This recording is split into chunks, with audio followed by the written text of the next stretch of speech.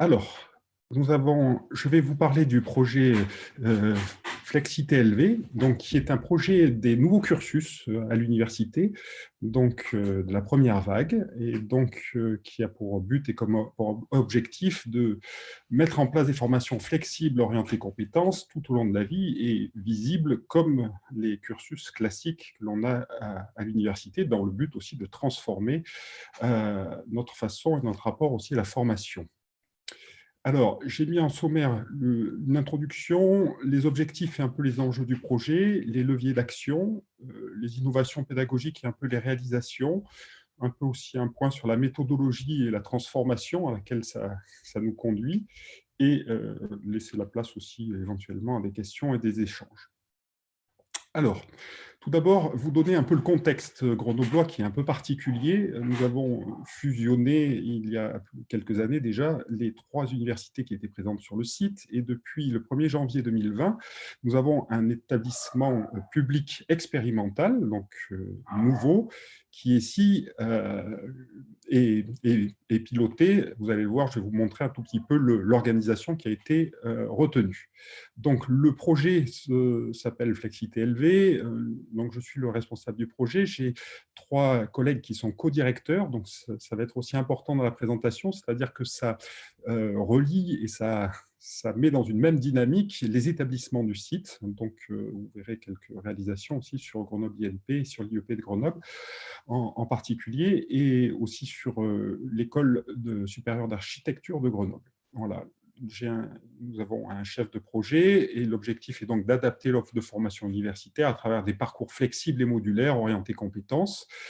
Notre périmètre est bien tout l'établissement public et le calendrier, c'est 2018-2028 avec un budget de l'ANR de 12 millions d'euros pour un budget consolidé de 40 millions d'euros. Voilà la gouvernance de l'EPE actuelle, telle qu'elle se présente pour notre site. Nous avons donc des conseils centraux avec un conseil d'administration, un conseil académique, un conseil d'orientation stratégique, un pilotage avec un directoire. C'est important aussi sur la façon de penser la trajectoire de l'établissement, un bureau, des vice-présidences, des services centraux. Et puis, nous retrouvons après dans l'établissement des composantes avec personnalité morale et des grosses composantes sans personnalité morale. Voilà, ça c'est un peu là, plus des composantes élémentaires et bien sûr des organismes nationaux de recherche et le CHU qui sont très fortement représentés sur notre territoire. Voilà, il y a des structures transverses aussi de recherche avec les pôles, mais bon, vous trouverez toutes ces informations-là sur notre site internet si vous voulez plus d'informations. Voilà, en gros, comment est gérée l'organisation administrative des composantes qu'on appelle académiques, donc avec les regroupements, les composantes élémentaires qui sont hors regroupement de composantes académiques, les composantes aussi transversales, les services transversaux, les pôles de recherche, comme je l'ai dit, et les établissements composantes que l'on retrouve ici de façon décrite sur le côté droit. Voilà, tout ça pour vous dire que c'était important de voir qu'un projet, on vient de parler, et Franck a parlé de la démarche qualité, nous sommes dans la certification FCU, nous visons aussi les objectifs Calliope. Je pense que tout est lié et qu'aujourd'hui, une démarche qualité dans le déploiement d'un projet, pour qu'il soit intégré et dans la stratégie de l'établissement est absolument fondamental. On a parfois développé trop de projets qui étaient en périphérie, qui étaient portés par des personnes toujours et souvent motivées et pleines d'idées, mais lorsque ces projets ne sont pas portés et ressentis et portés au plus haut point politique par l'établissement, la transformation s'avère minime et la greffe a du mal à prendre. Alors, les objectifs, je les reprends un peu: adapter l'offre de formation universitaire aux besoins des personnes engagées dans la vie professionnelle, rendre possible et naturel des parcours flexibles, donc orientés compétences et conduisant à l'obtention d'un diplôme ou d'une certification pour tous les usagers, mettre en place une voie nouvelle aussi liant apprenants, entreprises et branches professionnelles de façon à promouvoir au même rang que d'autres parcours une nouvelle façon de se former à haut niveau tout au long de la vie. et puis repenser et structurer l'évaluation. Alors ça, on en parle souvent, mais c'est difficile d'aller de l'idée au concret. Comment on prend l'évaluation en prenant en compte les situations de travail, l'activité professionnelle. Voilà, ce sont de vrais sujets dont la loi actuellement nous a ouvert des portes et des possibilités. On a parlé de l'AFEST, formation en situation de travail. Comment on prend ça en compte dans nos maquettes, comment on structure cela, ce n'est pas toujours évident. Le nouveau paradigme, un peu, c'est de casser cette barrière historique entre formation initiale et formation continue. Elle est très forte dans nos établissements, peut-être pas dans les vôtres, mais voilà, c'est deux mondes qui se connaissent, qui, on va dire, bénéficient l'un de l'autre, certainement, hein, mais souvent dans une façon et une gestion qui est d'un côté et de l'autre côté. Voilà. Et ça, c'est un peu difficile parce que la transformation, pour vraiment parler de formation tout au long de la vie, c'est une transformation qui demande un engagement et un changement de structure. C'est-à-dire que la structure de l'établissement et les outils que nous avons, la façon d'organiser nos services doit être pensée pour répondre à ce besoin. Je ne vous donnerai pas des exemples concrets, sauf si vous me les demandez, mais vous connaissez bien nos outils et vous savez que parfois les outils ne permettent pas cette flexibilité-là et on se retrouve avec des projets pédagogiques ou des projets de gestion de notre formation qui sont limités et cadrés et on devient plus les opérateurs de l'outil informatique qui détermine et met des cases que celui du projet global de transformation. Et ça, c'est un vrai sujet. Les enjeux à l'université sont comment on peut certifier, c'est-à-dire comment on peut former des personnes qui sont compétentes pour pouvoir agir en situation de travail. Donc, on s'est mis comme ligne et qu'on poursuit déjà depuis plusieurs années, de traduire les diplômes en compétences, d'élaborer les blocs de compétences en répondant aux besoins de qualification du territoire, construire aussi une offre modulaire et progressive de situations de formation, mettre en place des modalités différenciées d'évaluation. Pas facile et je pense que la crise actuelle de la Covid-19 nous a fait toucher de près. Hein. Je pense que vous l'avez vécu, nous, c'était encore hier soir au niveau de la CFVU, lorsque vous êtes obligé de changer les modes d'évaluation, les règlements des études, parce qu'en fait, rien n'est pensé pour la flexibilité, ou très peu. Voilà. Et donc, on se retrouve sur des process qui sont difficiles à gérer parce qu'on dit, tiens, on va changer, dans le règlement des études était noté que l'évaluation est de tel type et de telle forme. Comment on fait? Parce qu'on va la faire différemment. Voilà. Valoriser les compétences aussi acquises par les étudiants auprès des employeurs. Ça, c'est important aussi en termes de carte de visite. Nous savons que la règle nous oblige à avoir un supplément au diplôme qui, normalement, est bien renseigné, aurait vraiment une valeur de communication extérieure sur ce que je suis capable de faire en situation de travail et que sa mise en place n'est pas évidente. Hein.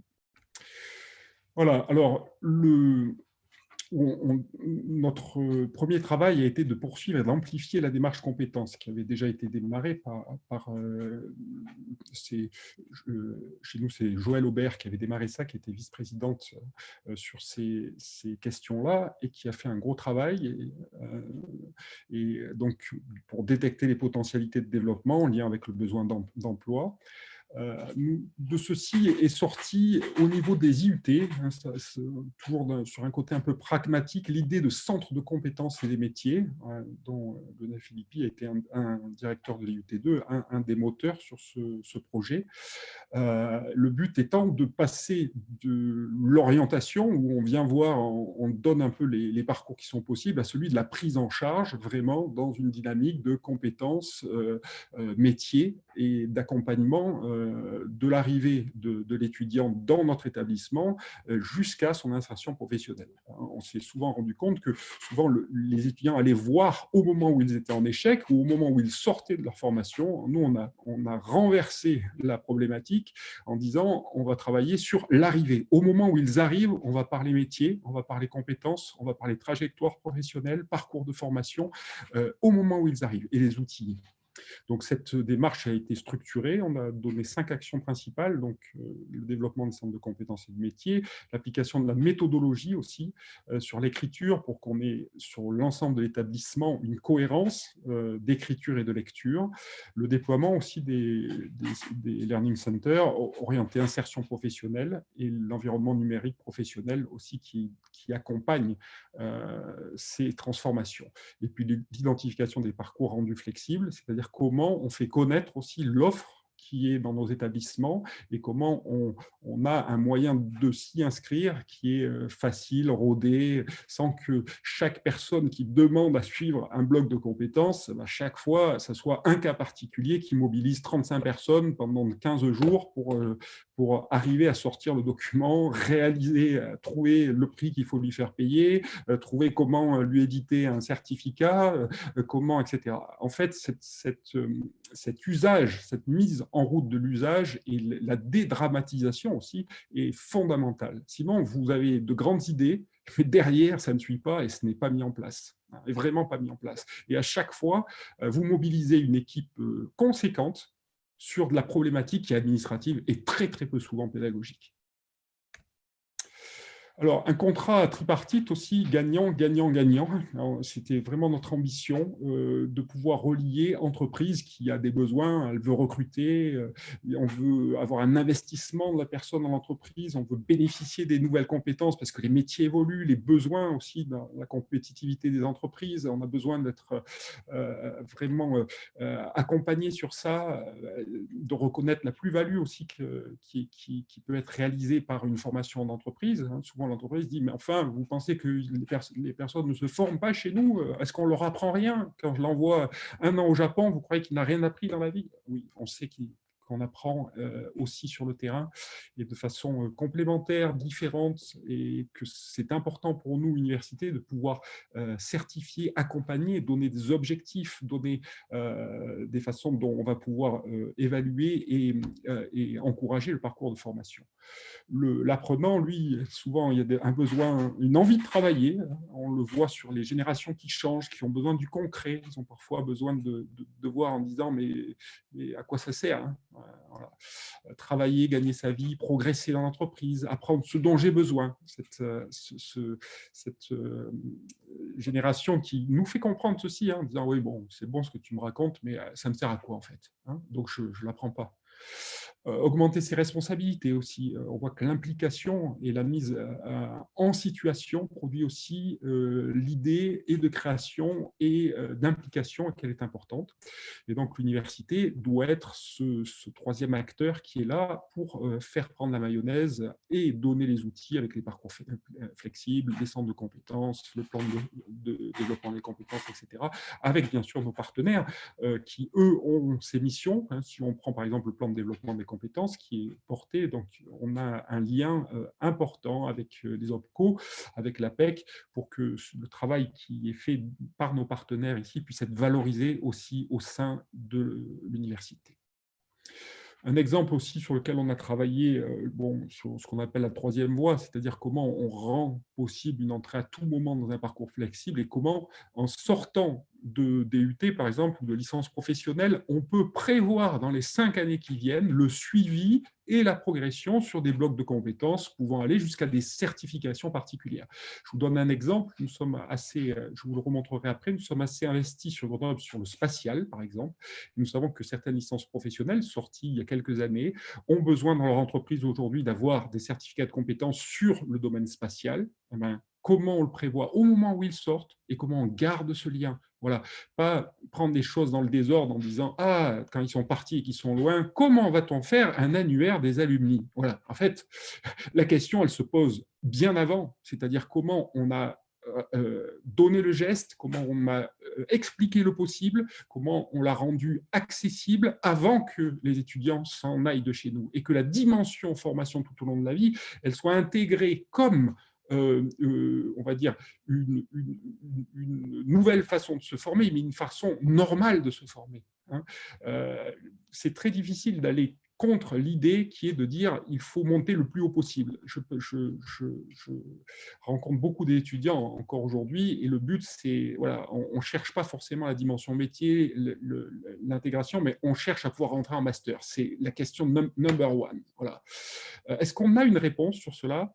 Comment on répond? Comment on accompagne? Comment on rend possible ces parcours tout au long de la vie? C'est une vraie question. Alors, quel levier d'action pour cela? Alors, on a travaillé sur la modularisation. C'est un premier levier, donc des parcours à la carte. On a développé des certifications professionnelles aussi liées, importantes, qui permettent de certifier, qui seront inscrits au registre spécifique des certifications et habilitations. Ça, c'est aussi pour nous, universités, parfois une nouveauté. Et on a développé aussi des équivalences et on est en train de travailler aussi sur la VAE, la VAE par bloc, pour qu'elle puisse être aussi mise en avant et plus accessible et essayer d'inverser un peu la courbe de baisse constante des demandes de VAE sur ces dernières années. Hybridation et innovation pédagogique, sur le site de l'université, beaucoup de choses ont été faites, ont été encouragées par l'État d'ailleurs sur pas mal de programmes. Et la question est comment toutes ces innovations et ces perles, parce qu'il y a vraiment des perles, hein, je ne les citerai pas toutes, mais il y en a qui sont extraordinaires, comment on les rend disponibles et comment on encourage leur utilisation dans la formation dès maintenant. Ça, c'est la vraie question. Voilà. Et pour cela, il faut assurer un accompagnement personnel, individuel. Donc, on a pas mal de moyens qui sont mis sur cela et qui sont mis par l'université, hein, pas par le projet en lui-même, mais aussi par l'université, parce que les liens doivent rester forts et c'est un projet d'établissement, pas simplement un projet en dehors de l'établissement. Surtout pas même. Proposer aussi des nouvelles modalités. On a des expériences de classe inversée, de tutorat en ligne qui ont été développées en particulier en STAPS avec beaucoup de réussite par des collègues engagés et qui ont mis en place des choses extraordinaires. Comment ces expériences-là peuvent être aussi déclinées sur d'autres objectifs, d'autres formations. L'écriture en compétences, je vous en ai déjà dit un petit mot, vraiment le point important pour poser la question à nos équipes pédagogiques en disant, voilà, quel est le sens de notre action pédagogique, vers quoi mène-t-on et comment on se structure pour arriver au résultat. Voilà, là, on est dans la démarche qui nous est demandée par le gouvernement et qui a été bien précisée dans les différents arrêtés que vous connaissez aussi bien que moi, récents, et avec le soutien qu'a apporté la DGCIP sur les questions, sur les compétences, etc. etc. Donc ça, il faut aussi l'accompagner pour que ça puisse être mis en place, compris, et beaucoup enlever l'inquiétude des collègues. On le vit encore ici, en particulier avec la crise du Covid, où les collègues disent « mais je veux bien refaire mon travail pour l'accréditation qui arrive, nous sommes dans la vague d'accréditation, mais je ne veux pas faire les blocs, on ne va pas faire les compétences, on le fera après. » Voilà. Et comprendre qu'en fait, l'écriture, elle se pense, c'est d'abord une forme de pensée où on va mettre une ligne directrice qui pourrait être complétée dans les années qui viennent, mais où l'orientation, la direction a été fixée. Ça, c'est vraiment important.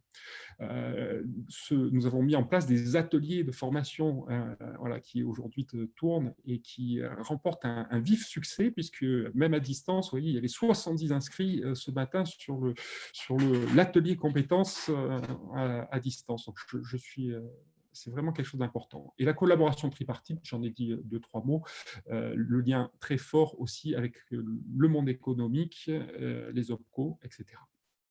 Alors maintenant, pour aller un peu plus vite, c'est ce qu'on a fait, les leviers. Voilà, on a fait des guides aussi assez structurés sur qu'est-ce que c'est, comment on écrit, comment on évalue, les glossaires aussi sur les questions que se posent, pour qu'on soit vraiment, en termes d'établissement, une ressource au questionnement.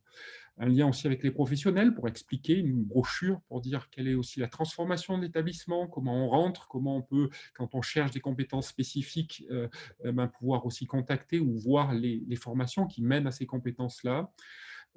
On a aussi l'équipe dédiée qui accompagne, et ça c'est important dans la transformation, avec voilà, ensemble soulever des montagnes, cette idée qu'il y a vraiment une dynamique d'établissement et un lien et un soutien qui est apporté fort.